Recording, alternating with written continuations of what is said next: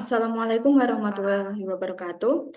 Yang terhormat Bapak Agung Subono, STMSI, selaku dosen pengampu mata kuliah Manajemen Sumber Daya Manusia. Perkenalkan kami dari kelompok 5. Pada kesempatan kali ini akan membahas sedikit mengenai manajemen karir dan retensi. Sebelumnya perkenalkan, nama saya Dina Ranasari dengan NIM 2023-11510 sebagai moderator serta pemateri pada kesempatan kali ini. Perkenalkan, nama saya Vera Febianti dengan NIM 2023-11250 sebagai pemateri 2. Saya Asrafi Andrian dengan NIM 2023-11251 sebagai pemateri 2. Saya Chandra Dwi Puspa dengan NIM 2023-11508 sebagai pemateri 3. Saya Rohmatul Nur Hasana dengan NIM 2023-11541 sebagai pemateri 5.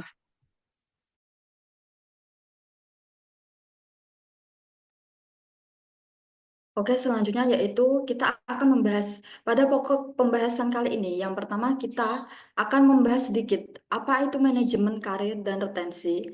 Yang kedua yaitu pentingnya manajemen karir pada karyawan. Yang ketiga, bagaimana langkah-langkah manajemen karir. Yang keempat, pentingnya retensi pada karyawan. Yang kelima, faktor untuk meningkatkan retensi karyawan. Serta yang keenam, yaitu strategi pengembangan karyawan.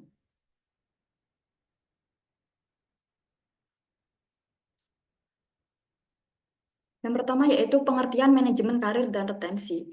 Menurut Noe, pada tahun 2016, manajemen karir adalah suatu proses formal yang membantu karyawan mengidentifikasi dan mengejar tujuan karir mereka melalui serangkaian langkah yang mencakup self-assessment, feedback, goal setting, dan action planning, serta follow-up.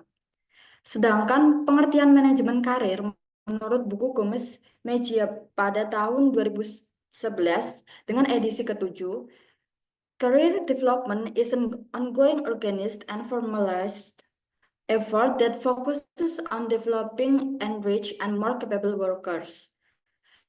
Sedangkan retensi merupakan hasil dari nilai yang dirasakan oleh karyawan atas hubungan kerja mereka dengan organisasi, baik dari aspek objektif seperti kompensasi dan kondisi kerja maupun aspek subjektif seperti kebanggaan terhadap suatu perusahaan dan peluang karir mereka.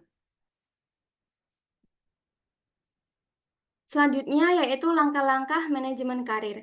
Langkah-langkah manajemen karir itu terbagi menjadi 3, yaitu assessment phase atau fase penilaian, kemudian ada direction phase atau fase arah, dan yang ketiga yaitu development phase yaitu fase pengembangan.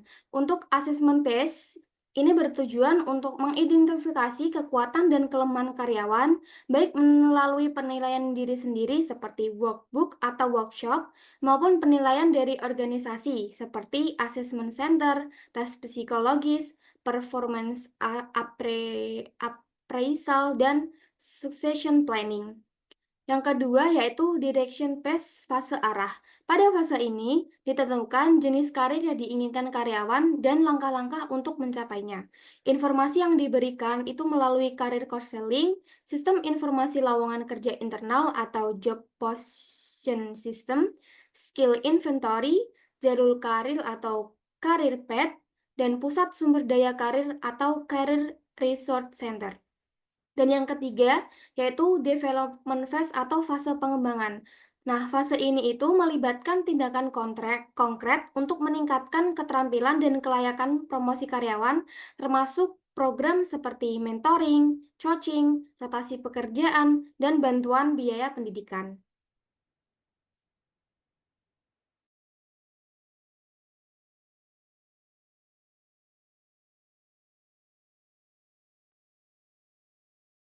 Selanjutnya adalah pentingnya retensi karyawan. Yang pertama adalah biaya tinggi dari turnover. Turnover, baik yang bersifat sukarela maupun tidak, menimbulkan biaya signifikan bagi organisasi. Biaya ini mencakup yang pertama, rekrutmen dan pelatihan karyawan pengganti. 2, hilangnya produktivitas selama masa transisi. Yang ketiga, potensi gugatan hukum, terutama untuk pemutusan kerja involuntir. Yang keempat, resiko kekerasan di tempat kerja jika pemutusan kerja tidak ditangani dengan baik. Yang kedua, kehilangan pengetahuan dan keahlian.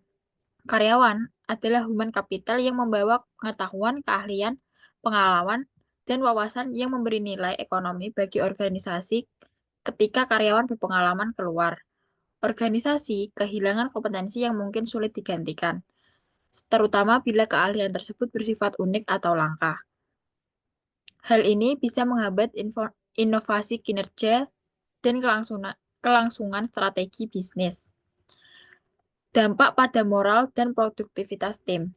Turnover dapat menurunkan semangat kerja anggota tim yang tersisa, khususnya jika rekan kerja yang pergi adalah karyawan berprestasi atau jika proses pemutusan kerja langsung tidak adil.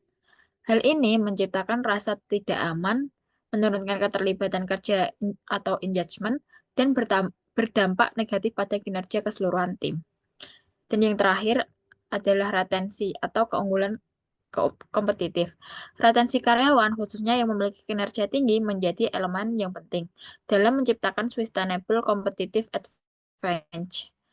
Human capital yang berkualitas dan bersifat berharga atau valuable, langka atau rare, sulit ditiru, dan tidak mudah digantikan.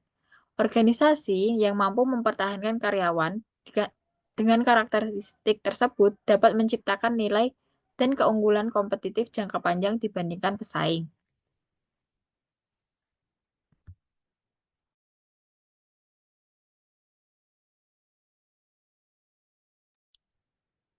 Selanjutnya, faktor yang dapat meningkatkan retensi karyawan. Yang pertama ada peluang karir. Peluang karir terdapat dua. Yang pertama, program pelatihan dan pengembangan yang terstruktur dapat meningkatkan motivasi dan keterikatan karyawan.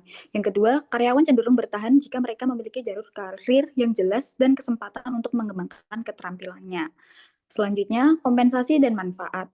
Yang pertama, gaji yang kompetitif dan paket manfaat yang menarik, seperti asuransi kesehatan dan tunjangan lainnya, dapat mempengaruhi keputusan karyawan untuk tetap tinggal. Yang kedua, penghargaan atas pencapaian karyawan, baik dalam bentuk bonus maupun pengakuan, dapat meningkatkan motivasi karyawan. Yang ketiga, selanjutnya, budaya perusahaan dan lingkungan kerja. Yang pertama, ada budaya yang positif dan sesuai dengan nilai-nilai pribadi karyawan dapat meningkatkan loyalitas. Yang kedua, lingkungan kerja yang mendukung kolaborasi dan komunikasi yang baik antar karyawan juga berkontribusi pada retensi. Selanjutnya, keseimbangan kerja dan kehidupan pribadi. Satu, fleksibilitas dalam jangka kerja dan dukungan untuk kesejahteraan karyawan sangat penting. Yang kedua, perusahaan yang mempromosikan keseimbangan antara pekerjaan dan kehidupan pribadi cenderung memiliki tingkat retensi yang lebih tinggi.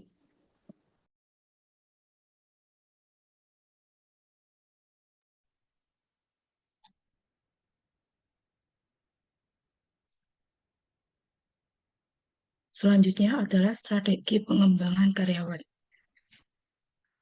Yang pertama adalah mentoring dan coaching, yaitu memberikan pendampingan satu-satu pada karyawan atasan atau senior untuk membimbing pengembangan karir dan kemampuan mereka. Yang kedua adalah job rotation, yaitu penempatan karyawan pada posisi berbeda untuk memperluas keterampilan, meningkatkan fleksibilitas, dan memperkaya pengalaman kerja.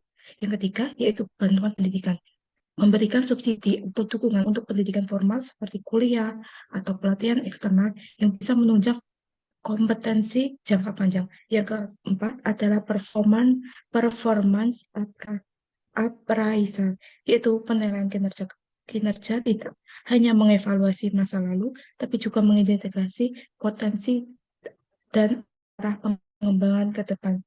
Yang kelima ada promotability forecast, yaitu menilai potensi kenaikan jabatan dan menyiapkan karyawan untuk posisi kunci agar organisasi siap menghadapi perubahan tanpa mengganggu operasional. Yang terakhir adalah self-development, yaitu memberi ruang dan dorongan bagi karyawan untuk aktif mengembangkan diri melalui pelatihan, membaca, ikut proyek baru, dan lain sebagainya.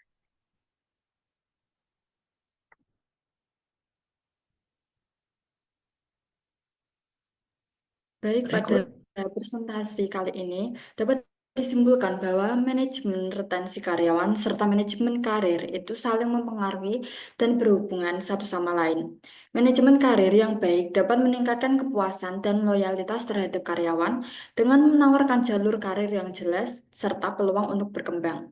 Ini juga membantu manajemen retensi yang baik karena karyawan yang merasa dihargai dan memiliki peluang untuk maju cenderung bertahan lebih lama di perusahaan. Perusahaan dapat meningkatkan retensi karyawan dan mencapai hasil yang menjadi lebih baik secara keseluruhan dengan menciptakan lingkungan kerja yang positif, mendukung keseimbangan antara kehidupan pribadi dan kerja, serta menerapkan komunikasi yang terbuka. Sekian presentasi dari kelompok 5 mengenai manajemen retensi dan manajemen karir. Untuk kesalahan apabila kami melakukan kesalahan entah disengaja maupun tidak, kami minta maaf. Wassalamualaikum warahmatullahi wabarakatuh.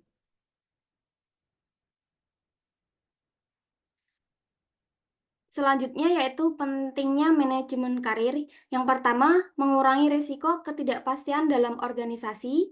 Yang kedua yaitu menjadi strategi bisnis yang vital. Yang ketiga yaitu meningkatkan retensi dan komitmen karyawan. Dan yang keempat yaitu menyesuaikan diri dengan lingkungan bisnis yang dinamis.